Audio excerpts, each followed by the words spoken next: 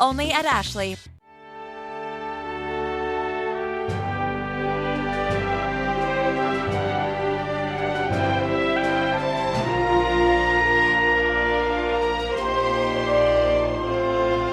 Recently, we have had the great privilege of going with Chris Young, who is with the National Park Service, on a history tour here across the area. The history is of the battles for Chattanooga. And so this morning is part 3 of the installment, and we are up on the top of Missionary Ridge, a place I have never been before to this particular location. So thanks for the invite back. Yeah. First of all, did I get it right? Is it the battles for Chattanooga? It is. I said it the right way. It is. Yes. Well, I mean, technically, that's the way we refer to it. If you look at the tablets, some of those tablets will say the battles of Chattanooga or the Battle of Chattanooga, but since it's multiple days, we just put 4 in there. So you got it perfect. Okay, so you're playing the role of professor for us again this morning. Let me see if I've gotten my history lesson straight so far. So our last time talking to you, we were at Orchard Knob, which would have been the first of the battles. Yes. And it was at the top of Orchard Knob that Ulysses S. Grant stood and watched as they approached from Fort Wood to take the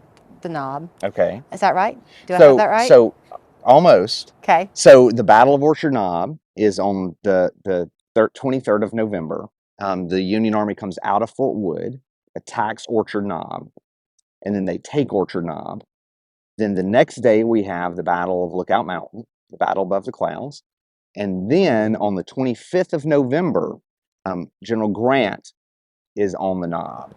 Okay. So you almost had it. Okay. The Union Army has to take it first, and then Grant gets there, and that's when he watches the Battle of Missionary Ridge. Okay, so now here we are on top of Missionary Ridge on kind of a fateful November day because it is cold. Mm-hmm. Yet you told us that the day that the attack took place on November 25th, 1863, it was far colder. It was. I mean, it was in the low 30s. I think it's in the 40s now, low 40s.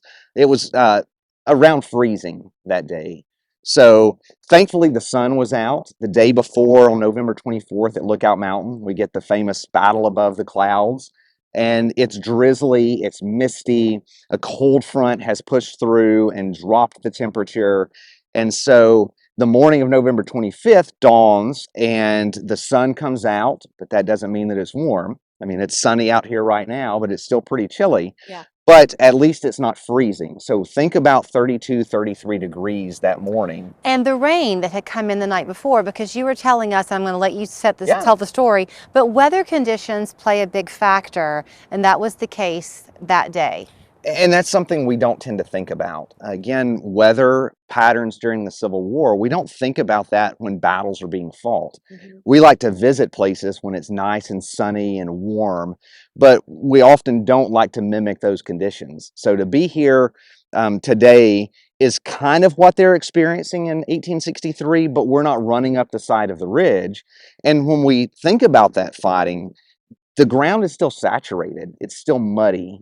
There is leaf litter on the ground. So when you're charging up the side of the ridge or you're trying to fend off an attack on a place like Missionary Ridge, you have to think about what's the ground like. You know, it's kind of hard today, but it was slippery, and soldiers don't have treads on their shoes. So they're slipping and sliding and grabbing onto whatever they can to try to get up the side of Missionary Ridge. And so the battle has a nickname. What is it called? Well, oftentimes it's referred to the miracle at Missionary Ridge. And it's for that sheer reason of those soldiers clambering up the side of the ridge that they didn't think that this place could be taken. The Union soldiers nor the Confederate soldiers. They thought it was a done deal. It is so interesting to me when I talk to you because I've lived in Chattanooga now for 25 years. I've never really known the full story of the battle. And I think I tend to, like most people probably, think about my 10th grade history class and the battles we learned about. Gettysburg, Antietam, Atlanta even. But this battle, even this one here on Missionary Ridge, was totally key in the turning of the war. And I tell people that even with all of the battles that we have around Chattanooga, we have the Battle of Chickamauga, which is the second deadliest of the entire Civil War behind Gettysburg. We have the most famous, probably, the Battle of Lookout Mountain. the battle above the clouds. But in all of the fighting and bloodshed over Chattanooga, this is probably the most important battle of any of those that we've had, because this is what seals the fate for Chattanooga. The Confederates have tried to starve the Union Army out in the city, and it's with that attack, that miracle of taking Missionary Ridge, that the Confederates are pushed off, and they never get the chance to retake and reoccupy Chattanooga. And it's from there that General Sherman sets himself up to march into Georgia in 1864. Okay, so Sherman, of course, well known on the Union side. Where we are this morning is what you call the Bragg Reservation. Is that right? Yeah, and a reservation is just a parcel of land that's protected or preserved. It's reserved. Yeah. So Braxton Bragg, of course, a Confederate. Yes, the Confederate general over the whole army. This is near where his headquarters was during the battle. Okay, you mentioned the attack. This one floored me when you told me this. So just within eyesight of me across the road is what looks to be a fairly small marker with high significance. Yep. Tell So the story. marker is only about thigh high, and on the front of it, and it's kind of difficult to see because of the weathering, but it says 24th Wisconsin. And a lot of times when we think about battlefields, we may think about those veterans who come back gray-bearded, older, or even during the Civil War. We think of soldiers in their 20s, mid-20s, early 20s, but we often don't think about the younger soldiers that are here. And right where the 24th Wisconsin is, not far from us, is where a young 18-year-old lieutenant, after the color bearer who's carrying the national colors, the U.S. flag of the 24th Wisconsin, gets winded. Think about charging up the side of this ridge, and he collapses, and this young 18-year-old takes the flag, and as he's going up the side of Missionary Ridge, begins yelling, "On Wisconsin," up the side, trying to rally his men to follow him up the side of the ridge. He plants the flag up here, and with those rallied men, will begin helping break the Confederate line, the backbone of the line up here on Missionary Ridge. And for that bravery, he will be one of the 17 Medal of Honor recipients on Missionary Ridge. But now tell his name. The irony is that his name is Lieutenant Arthur MacArthur, and his son will also be famous and will receive the Medal of Honor. General Douglas MacArthur during World War II takes the surrender of the Japanese on the Missouri. And so even if you visit here in Chattanooga, the Charles Coolidge Medal of Honor Heritage Center, one of the central pieces to one of the exhibits there is a mannequin of Lieutenant Arthur MacArthur charging up the side of Missionary Ridge, yelling "On Wisconsin." 18. I would encourage you to come up here anytime, but to be up here on this winter's day is all the more appropriate, I think. Now, we have not talked about the monument here. It is stunning. This is to Illinois. You were telling me that as all these different state monuments were put up, the citizens of the individual states would have funded it. Mm-hmm. So either the state legislatures would give money, the veterans organizations would fund it, or they might kind of crowdsource and take money that way. So most of the monuments are going to be around the turn of the century, and they would have been brought here and pieced together. So this monument, when it was placed here, would not have come as you see it today, but it would have been constructed essentially here on site. So all of the work would have been done previously and then shipped here by rail and then hauled up here to the top of Missionary Ridge and reconstructed on top of the ridge. Okay, I'm being rude to you as you talk to me, but there are markers here to the different brigades, I guess.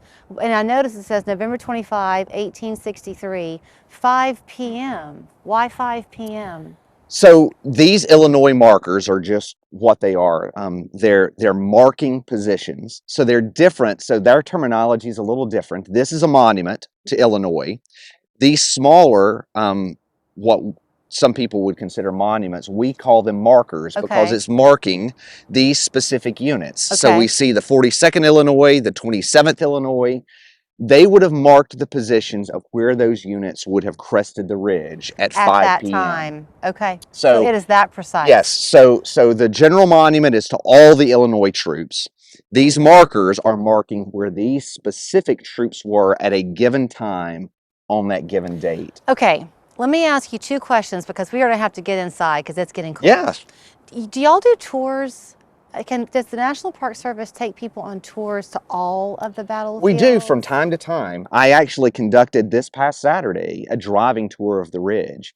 So we spent 2 hours together driving from Rossville Gap, making a stop there, making a stop here, and making a stop at the Sherman Reservation on the ridge. And so from time to time, we do conduct tours so that you can get more familiar with those specific areas. It is okay. And then my other question was going to be, it's gift giving season. If you wanted to give somebody a book, do you have a recommendation of one? That's putting you really on the spot. My goodness. There are several that are focused on the battles for Chattanooga. What I would say are probably the two right now that are out there are Pete Cousins, Shipwreck of Their Hopes by Pete Cousins, and Mountains Touched with Fire by Wiley Sword. They're a little dated, but they are the only books out there really that encompass from beginning to end the battles for Chattanooga. So Shipwreck of Their Hopes and Mountains Touched with Fire. It is fascinating. Perhaps read the book and then come up here. Yeah. Or vice versa. But you will be really inspired, I think, when you're up here. The view is just stunning. And to realize that you're standing on the spot where, as you pointed out, the battle really turned. The war turned right here. This one Texas soldier, as he's leaving Missionary Ridge and basically running for his life, says that he turns around and says that Missionary Ridge was the death knell of the Confederacy. This is the beginning of the end. So when you think about Gettysburg and you think about Vicksburg and all of these turning points of the war, we often don't think Missionary Ridge. It's not at the forefront. But for that soldier, he says that this was the death knell. This is the beginning of the end. Well, it is not the end of our conversations with you. I know we're just beginning. So thank you so much for taking time on a very cold day. You can learn more, I guess, if you want to go to... Well, you can go to our website, www.nps.gov/CHCH, and our calendar of events is there. So you can search our calendar. You can follow us on social media, and we put programming up on social media and on our website calendar for you to be able to follow. Thank you, Chris. Yeah, thank you. We'll see you soon.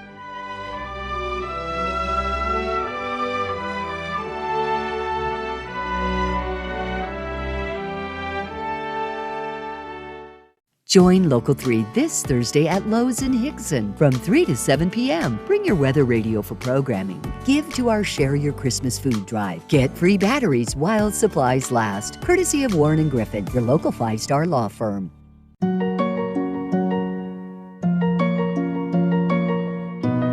Seeing clearly matters. Being seen matters more.